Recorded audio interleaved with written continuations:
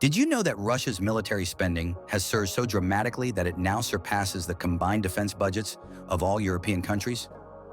According to the latest reports, Russia's military expenditure reached a staggering 13.1 trillion rubles, $145.9 billion in 2024, making up 6.7% of its GDP, a 40% increase from the previous year.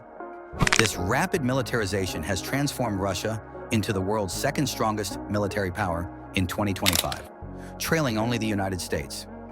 Meanwhile, Europe faces an uncertain future regarding its security. The United States has been the backbone of Europe's defense for decades, stationing over 100,000 troops across the continent and providing a nuclear umbrella that deters Russian aggression. However, this could change dramatically. The Trump administration's shift in policy, President Donald Trump, in his second term, has halted all U.S. military aid to Ukraine, arguing that the funding must be reviewed and redirected toward achieving a peaceful solution. This decision has sent shockwaves across NATO and European leaders, as many fear it will embolden Russia to push further into Eastern Europe. At the same time, Trump has hinted at scaling down U.S. military commitments to NATO, suggesting that European countries must pay their fair share or risk losing American support altogether. This has triggered an urgent debate. Can Europe defend itself if the U.S. pulls out? Germany's response: a call for European military autonomy. Germany's likely new chancellor, Friedrich Merz, has openly stated that Europe needs to reduce its dependence on the U.S. and prepare for the possibility that NATO could become obsolete. His stance aligns with growing support for a unified European defense strategy, a concept that has been discussed for years but never fully materialized. However, this is easier said than done. European nations have significantly underinvested in their militaries for decades, relying instead on the U.S. for protection.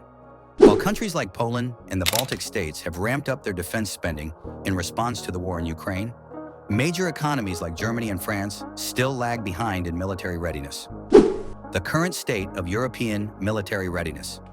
Here's the situation as of March 2025. U.S. troops in Europe. Currently, there are around 35,000 American soldiers stationed in Germany and over 100,000 across Europe.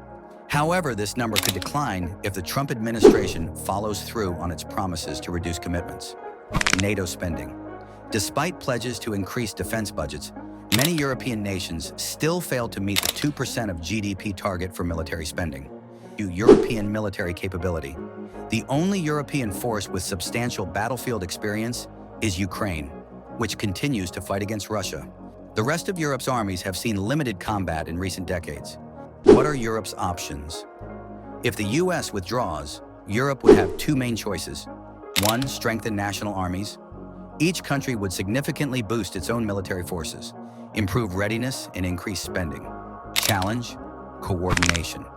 Without a unified command structure, defending Europe would be difficult in a large-scale conflict. Two, establish a unified European army. Create a centralized European military force with at least 200,000 soldiers. This approach would allow for better coordination, shared resources, and large-scale procurement of advanced weaponry. Challenge? Political disagreements and logistical obstacles make this a long-term endeavor. Both strategies require massive financial investments. Experts estimate that for Europe to effectively defend itself, defense spending must rise to at least 3.5% of GDP, totaling 250 billion euros annually. Germany alone would need to increase its military budget from 80 billion euros to 140 billion euros to lead this effort. What's next? As tensions with Russia escalate and uncertainty looms over U.S. support, Europe stands at a crossroads. Let the weight of the statement sink in. The choices made today will determine the continent's security for decades to come. So what do you think? Should Europe pursue a unified army, or should each nation strengthen its own forces? Let us know in the comments.